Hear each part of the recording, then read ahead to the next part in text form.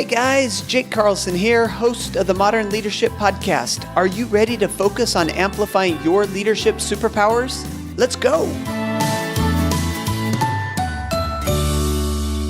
Good morning, my friends and fellow elite achievers. Welcome back to another episode of Modern Leadership. It is so great to be with you again this morning, as it is every week. And today, we are talking about overcoming cultural divides within the workplace. This is an important topic. As our workforces become more and more diverse, which is a good thing, we need to be intentional about the culture we create within our teams. And so I have invited Howard Ross to join us. Howard is considered one of the world's seminal thought leaders on identifying and addressing unconscious bias. He's the author of the Washington Post bestseller, Everyday Bias, Identifying and Navigating Unconscious Judgments in Our Daily Lives, and Reinvigorating Diversity, Transforming Organizational Community to Strengthen People, Purpose, and Performance. His newest book, Our Search for Belonging, How the Need for Connection is Tearing Our Culture Apart, describes how to bridge the divide in our increasingly polarized society. This is such a timely topic and an important topic. Howard, it's so great to have you with us today. How are you? I'm doing great, Jake. Thanks so much. It's great to be with you. Yeah, and as I mentioned in the intro, this is a fascinating topic, and I'm super interested in jumping into it because I think it's timely. But before we do that, give us a little background of who you are. Sure, Jake. I've been doing work in organizations for about 35 years, helping organizations create cultures in which people of all kinds can thrive together. And my background was as a social justice worker back in the 60s. I took civil rights work and worked with the Great Workers' Boycott and the anti-war movement, and then became a teacher for a while and eventually became a school administrator. And in the process of running my school, tripled it in size in a year and found out that nothing that I knew about managing people worked anymore. So I went back and studied leadership and organizational design and ended up becoming a consultant. And the two things came together in the 1980s when we had a lot of lawsuits, particularly in the late 70s, that brought more white women and men and women of color into organizations. And people found that all of a sudden they had this mix that they'd never had before and were struggling to find a way to make it work. And so I started doing diversity and inclusion work then and have been doing it ever since, but it's evolved over time. And at some point realized that this notion that we had needed to fix people was sort of a flawed notion, that it made more sense to help people understand how they were making decisions. And that led to the study of unconscious bias, and been working with issues related to bias for many, many years now.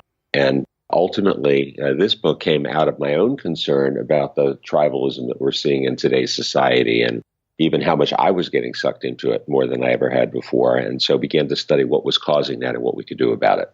Well, and you make an interesting comment there where you say somebody who spent your entire life really focusing on this and writing books about it, even you felt this kind of pull within your own life that was pulling you in this direction. And I want to pull on that a little bit as a part of our conversation, because what you're talking about is this unconscious bias. It's not this, where we're going out to be negative towards one group of people, but this unconsciousness that is happening within us. Talk to me about this a little bit. Help me understand it.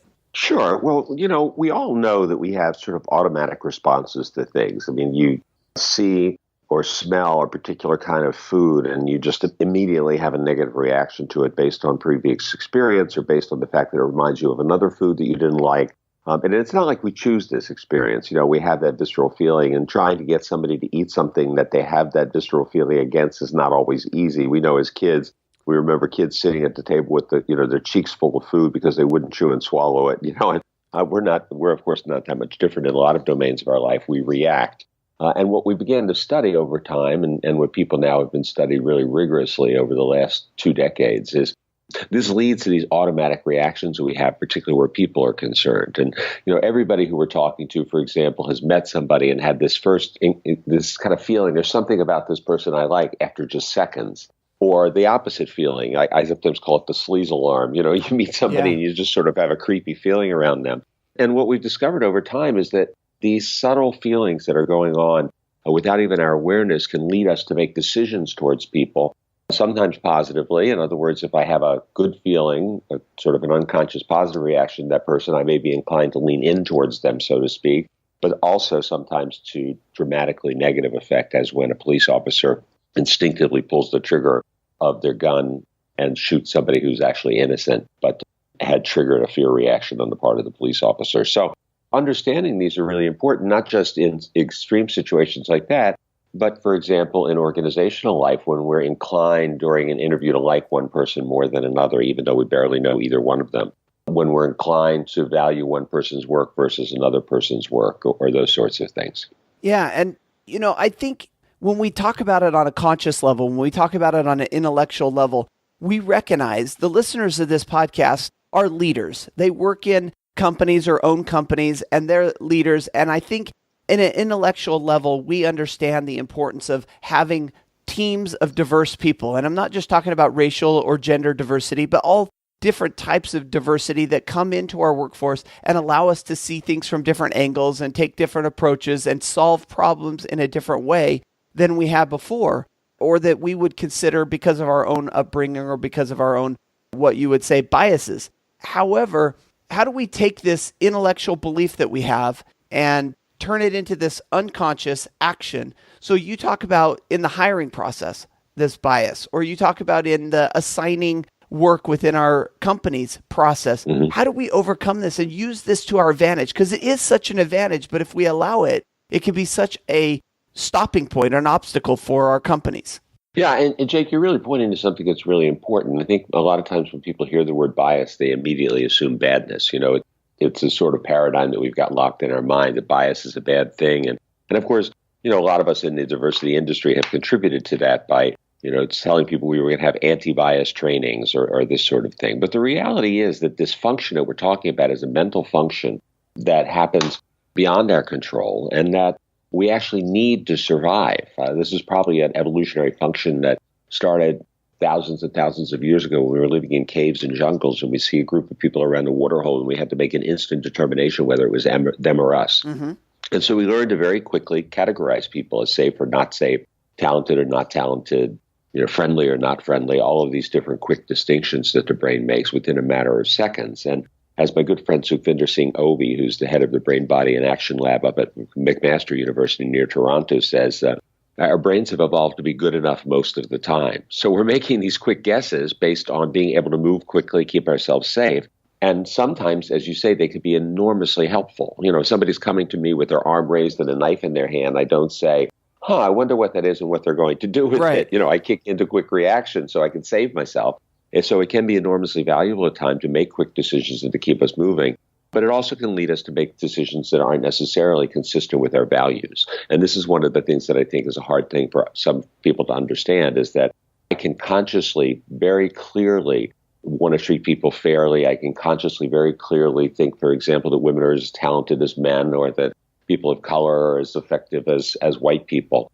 That doesn't mean that at the same time my unconscious mind may allow me to judge them or react in a different way. Well, and really sabotage some of the great benefits that we can get by blocking opportunity. And so let's take us into like a specific example. So I'm a boss. I'm an owner of a company. I'm sitting at my desk. I need to hire somebody. And let's call them a middle management, somebody that's going to have some pretty good authority within the company, but maybe not running their own office or wing of the office.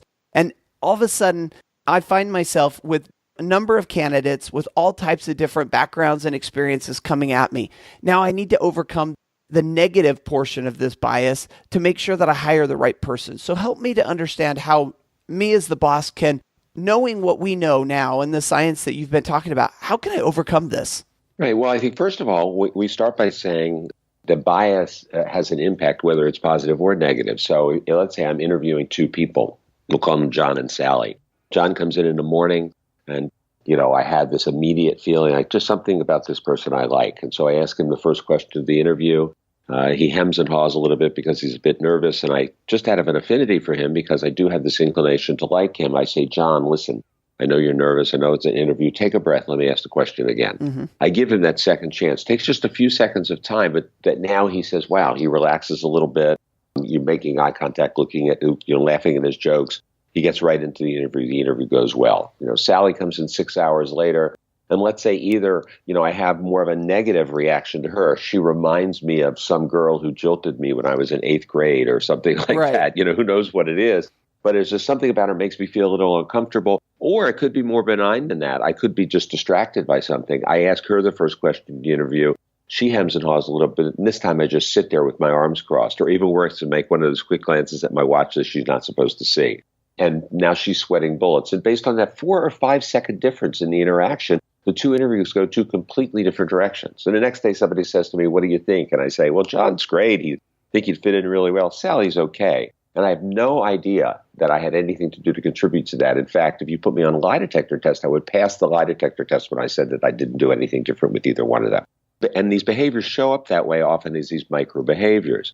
So one of the things that we're discovering that's really important in people learning how to deal with these, the very first thing is to recognize that this is a natural process for us, to normalize in our own minds that in every situation we're in, the question we should be asking ourselves is not, do I have bias here, but what are my biases here?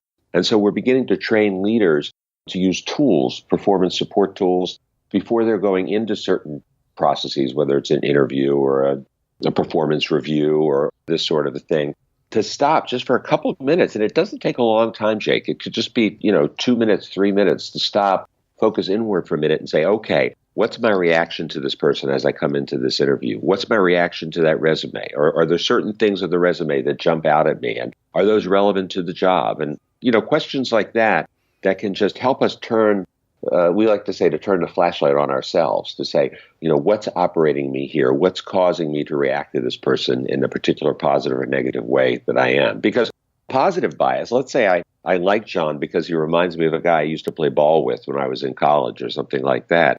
That also can have a negative repercussion if it means that Sally doesn't get an equal shot. And so either way, one of the things we say to leaders a lot these days, Jake, is this is not just about equality. It's also about getting the best talent. Because if you're choosing talent based on criteria you don't even realize you're using, you might as well be rolling the dice to see if you get the best person. I think it's a little bit more than just quality and talent as well. We also got to consider the cultural fit within, and yes. I say cultural not in the broad sense of culture, but the narrow sense of culture within your office, within your company, that they've got to be able to fit in. One of the quotes that I heard recently that's really been on my mind a lot, especially in light of kind of this conversation, is Nikola Tesla said that in order to understand the world, you have to understand the world in terms of frequency, vibration, and energy. And when you talked earlier, you talked about like when somebody walks into a room and you immediately feel like, I kind of like this person. Like there's some sort of energy you feel about them. Or on the flip side, somebody walks in and you're like, I don't know if I like this person. And this is just a snap judgment. Let me ask you how that plays into our gut check that says, hey, this person wouldn't be a good cultural fit within our company just because of the company culture. Mm-hmm. Well, this whole question of cultural fit is a really important one. I'm really glad you bring it up because we do have these sort of gut instincts about who would be a good fit or who wouldn't be a good fit. And the problem with that is often when we say this person, is or isn't a good fit, what we're really saying is that in some way they are or are not like me. That, I'm comfortable with their style because it's similar to my style. I'm comfortable with the way they operate because it's similar to the way I operate. It may even be I'm comfortable with the way they look because it's similar to the way I look. And we know there's been an enormous amount of research now. One particular person who's done some great work in this regard is a fellow named Scott Page, who's at the University of Michigan. And Scott studies these. He's a mathematician, actually, by training, who studies some of these things using mathematical algorithms. And what he's proven is that organizations perform better, come up with more solutions to problems, more innovation, more creativity when you've got more diversity among the people who are making those decisions. But the challenge is that diversity also can sometimes make it a little more challenging to make decisions, because when you have everybody together who thinks the same way, we make decisions very quickly. When you intentionally bring people in who look from different perspectives, it takes a little longer to work these things out with each other. And for a lot of people, even though theoretically they may say, well, that makes sense to me, let's get more different kinds of people in, when push comes to shove, it feels more comfortable to have people who are more similar to you. And so sometimes that aspect of comfort and how something feels can overweigh our more rational thinking about what the organization needs. One of the things that I often joke about is that if you and I think and act the same way, one of us is irrelevant within the company. And we could replace you with a computer, right? That's right. I've said that to many leaders, Jake, that if all you're going to get is a lot of people who think like you, why do you need them around? Well, let's switch gears a little bit. I want to dive into your newest book, Our Search for Belonging, How the Need for Connection is Tearing Our Culture Apart. And this is an interesting just title, just idea that because we want to belong so much, because we have this need within us to belong, it's actually creating this opposite effect of tearing different portions of society apart. Now, this goes outside a little bit of our company conversation, but I think it starts within our small communities, which oftentimes is our companies, and then is kind of growing out of there. So tell us about kind of the need for this book at this time and what your premise is as you go through it. Yeah, well, let me just first, before I jump into that, just to respond to what you just said. It absolutely happens every day in our companies. We have cliques that form where, this is my clique, that's your clique.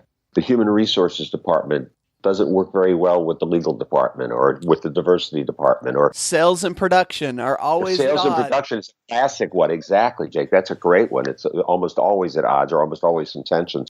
Where this came from was about, 3 years ago, 4 years ago now, when the election campaign was starting, the 2016 election campaign was starting.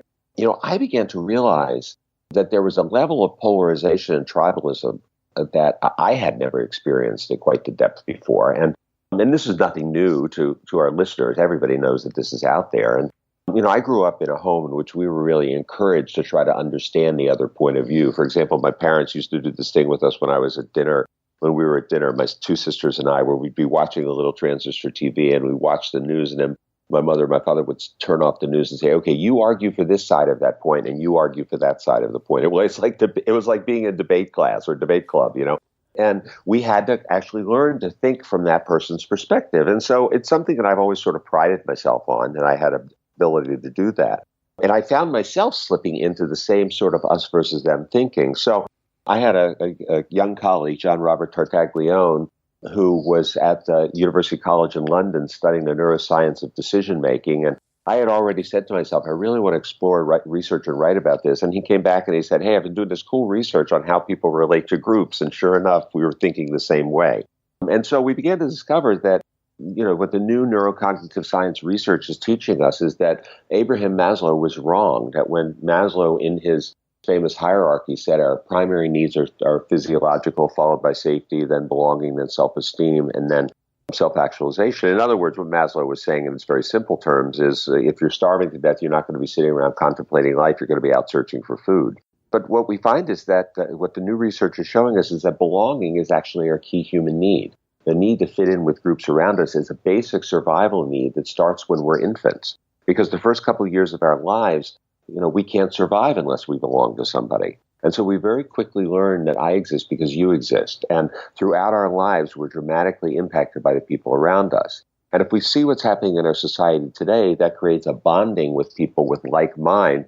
But because our two sides of looking at life today, whether we call it liberal and conservative or Democrat and Republican or whatever we call it, are so separated in ways that we've never seen before, that belonging to your tribe means by definition you're against the other tribe. Now, that wasn't always that way, Jake. I mean, we largely had a bell curve society where some people were at the extreme, but most were in the middle and would agree or disagree on an issue-by-issue basis. So you or I might agree on gun rights, but disagree on civil rights, but agree on foreign policy, but disagree on domestic policy. And the net result was that we got along. I mean, we understood each other as being different, but that's not a bad thing. That's right. And we would connect on this issue, but disagree on that issue. So famously, for example, Orrin Hatch, the most conservative member of the Senate, and Ted Kennedy, the most liberal member of the Senate, were not only good friends, but also worked together on, let's say, education reform. Or Joe Biden and John McCain worked together on campaign finance reform. And that was sort of the way it worked. And now we've got a dumbbell curve where everybody's at the extreme, and the very notion of compromise is considered to be a sellout. And when we move to this domain, we're no longer issue-oriented, we're now identity-oriented. So it's no longer, I disagree with you about gun rights, it's now, you're one of those kind of people.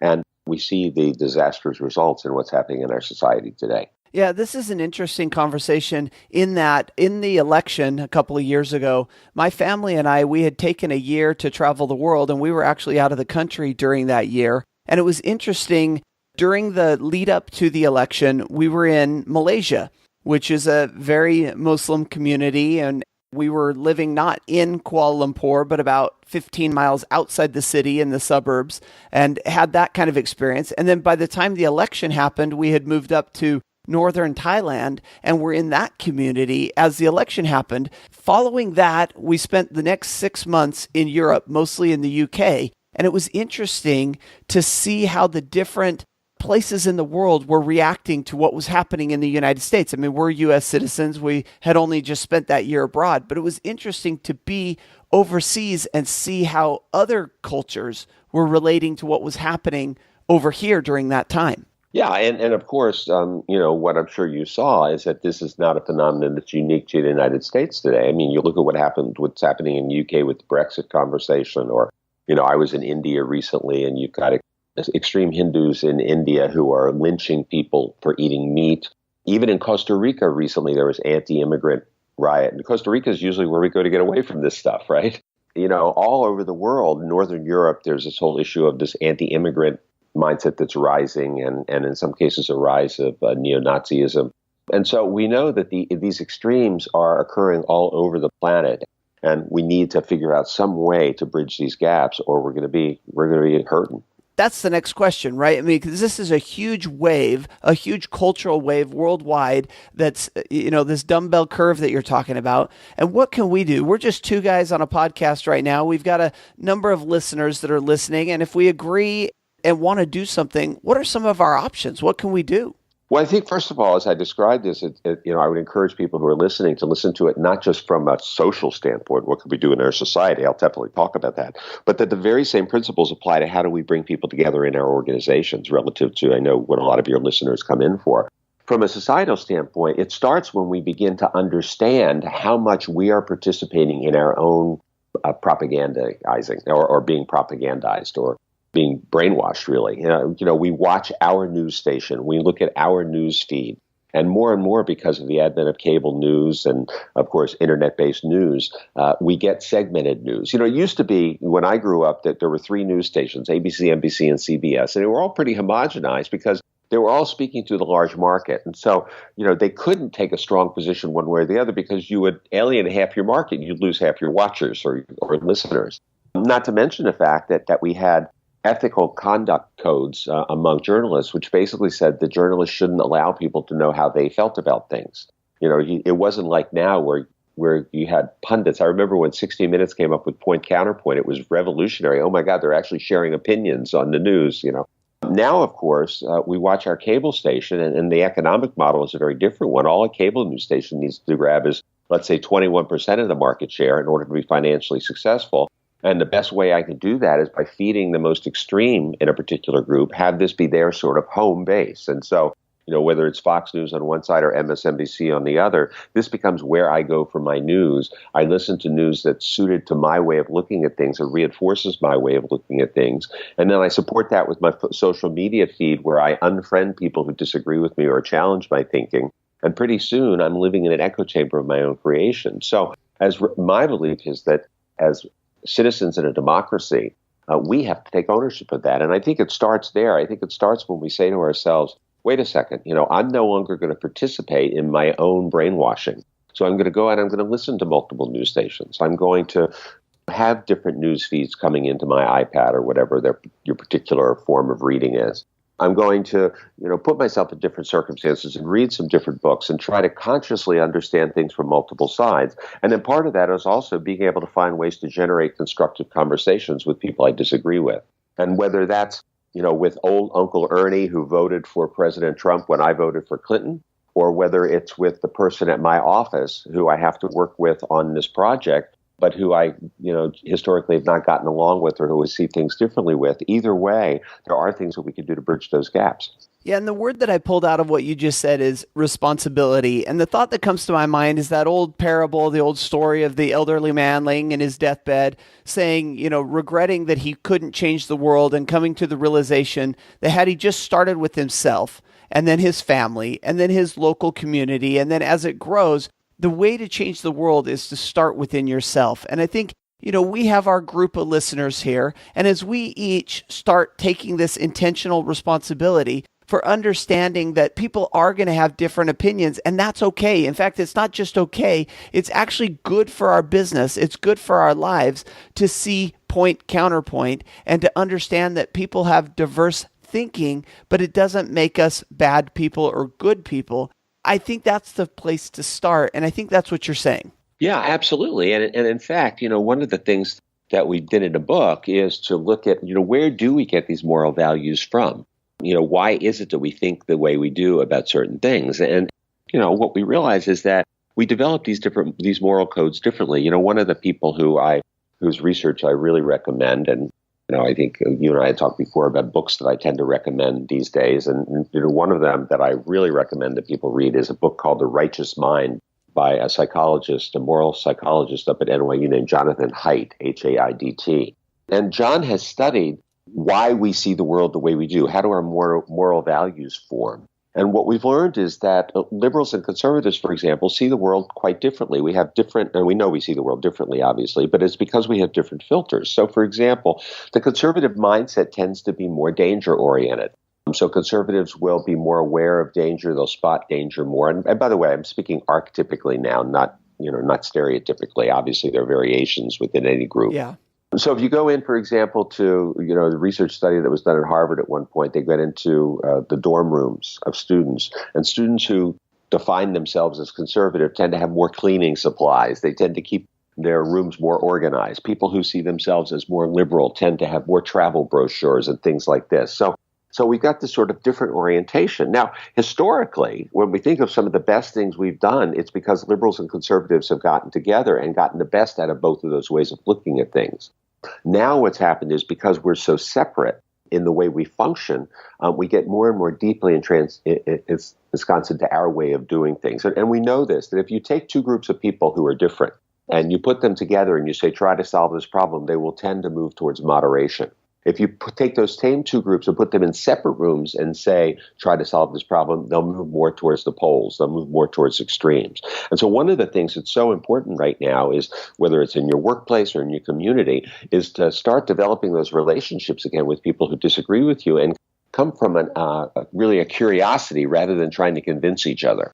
Well, how about this idea of having honest communication by fear of being politically correct? And I think there's this fear within our workplace of saying what we believe. And that's why, a lot of people head to social media, or they, when they get out of the work environment, they go to their different surroundings and groups where they feel a part of, where they can voice their opinion. But in the workplace, there's this fear that I must be politically correct. I can't say what's really on my mind for fear of offending somebody or hurting somebody's feelings or creating a rift that's, I don't want to be the gopher that pops my head up that gets bopped on the head during the game.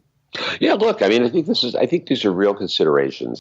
And I think that, a lot of times people say, oh, that's a lot of nonsense. But I think it's very real for people. And, whether it's in the workplace or, we know thousands of families canceled Thanksgiving dinner over the last 2 years rather than be at the dinner table with somebody in their family who they love, who disagrees with them. So the fear of talking about these issues is there for all of us. And, I have to say that, as somebody who's been a diversity practitioner for 35 years professionally, that we have to take some responsibility because we've been, over enthusiastic with this political correctness conversation. And sometimes in the quest to create safe environments for people and environments in which people didn't have to hear negative things, we've also made it more difficult to talk about some of these issues. And so one of the things that we're doing is we're working with people in organizations to teach them how to have some of these more courageous conversations. How do you talk about these kinds of issues? And for example, the folks at Target, Caroline Wanga is the chief diversity officer in Target. And after the Muslim ban or the transgender bathroom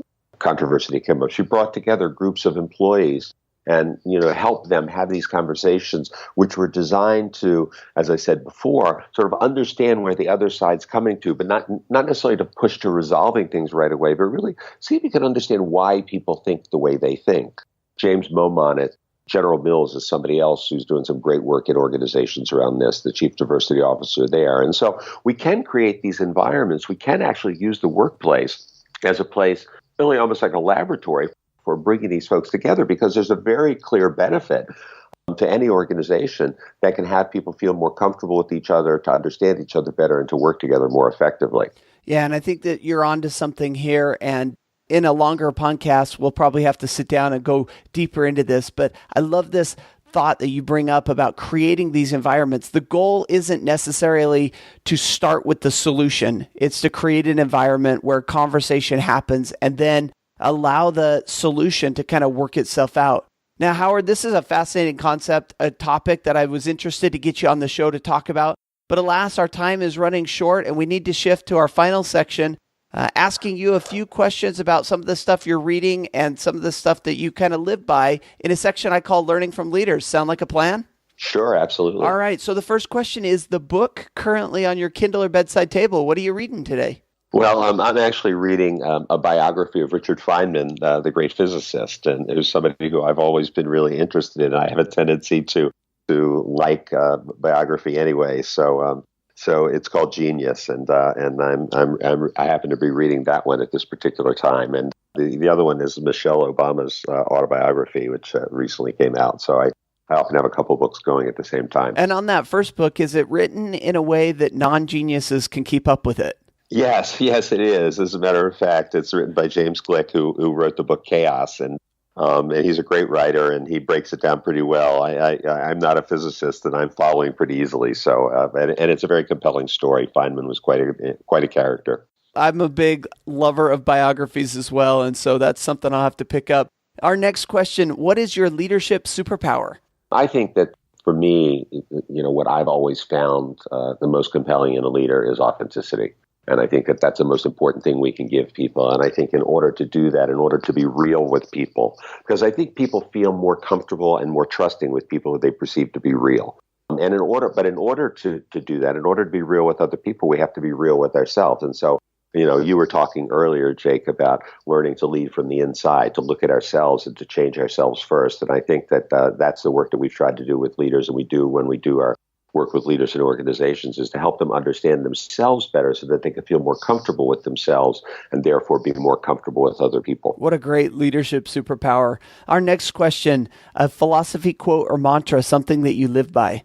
Yeah, it takes me back to when I was a teenager. I started doing civil rights work when I was a teenager, and I used to go to this Black Baptist church in the area just outside of Washington, D.C., where I lived, and there were only a few of us white kids there, and we had all the best intentions in the world, but didn't know, what the hell we were doing. And there was this woman there. Her name was Maybelle Jones, and she was an African-American woman, big sort of earth mother type, and she kind of proverbially put her arms around us. And Maybelle used to say something over and over again, which has lived with me for more than 50 years. She used to say, things ain't about what they're supposed to be, they're about what they is.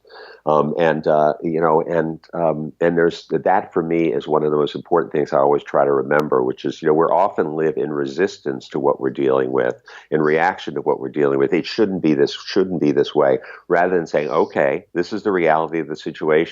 What do we need to do about it now? And I think in organizations, we see this all the time. People get panicky about, our financial numbers that look good. Oh my God, what do we do? Okay, we sit down and we say, here's what our financial numbers are. Now, what's our strategy for moving from this? So things ain't about what they're supposed to be, they're about what they is. What a great mantra. And I love that you shared the background and the story, put it into context for us, because I think it's much more powerful to see the evolution of the story that goes through it. So thank you for sharing that. Our final question is the book that you most often gift to friends, family, and colleagues.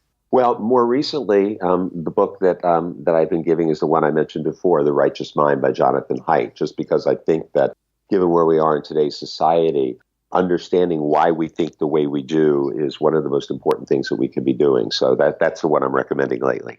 Well, we've got a lot of listeners on this podcast that have just spent 30 minutes sitting with us talking about this concept of bias, and good bias and bad bias, diversity, opening up our thinking, being responsible for kind of our thought process. I think we're better for it. Before we let you go, Howard, how can we find out more about you and pick up copies of your books?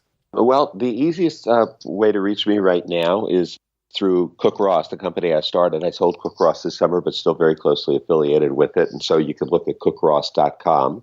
And the books, particularly the last two, our Search for Belonging and Everyday Bias, are available at really virtually all booksellers online for sure. And sometimes at bookstores, but certainly on all online booksellers. And we'll put links to that up on the show notes so they could just go there and go right to it. Howard, thank you for coming on and talking about such a timely and important topic. We are better for it. Thank you for being this week's Modern Leadership Expert. Jake, thanks so much. It's been a real pleasure.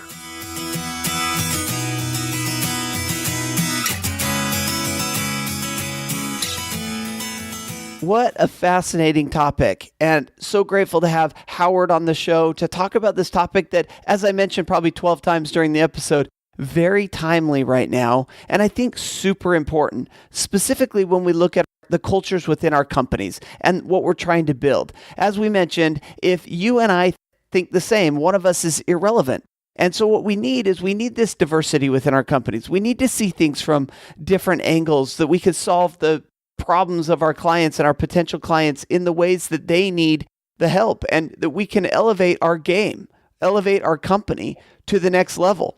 Although I was a little nervous to have this episode because I didn't want it to become a political episode. I didn't want it to become a who's right and who's wrong and what do we need to do differently. What I wanted to take a focus on was how we can be responsible within our companies, how we can take this intentionality to be more inclusive within our company in a way that allows us to understand different people's point of view, not necessarily to accept it, but to understand it and to use that to further the growth of our company.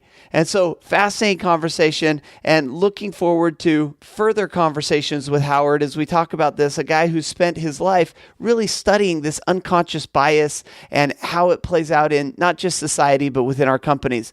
Of course, everything that we talked about in this episode is found on the show notes at jakeacarlson.com/ML120, episode 120. And until next week, I want to wish you the very best of days, an even better life, and remember that everything is figure-outable.